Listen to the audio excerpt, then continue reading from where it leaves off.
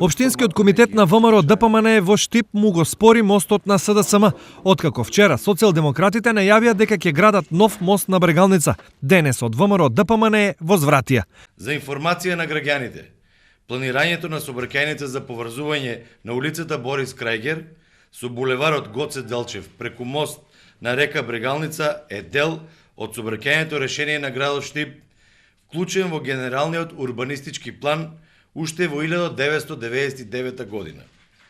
СДСМ никогаш не им одговори на граѓаните зошто нивните градоначалници во периодот на двата мандата од 2000 до 2009 година не го направиат тој мост кога тоа го сметаат за толку голем приоритет.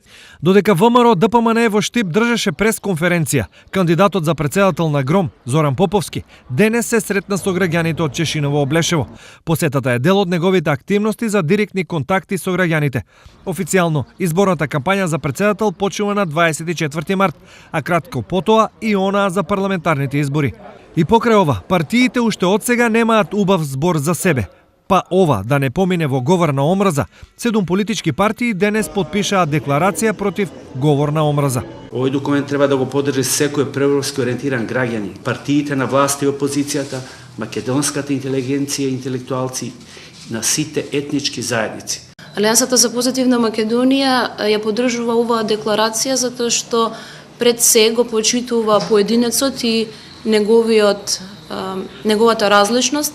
А од денес македонските дипломатски представништва низ светот почнаа да ги примаат пријавите на македонските државјани за гласање на предвремените парламентарни избори.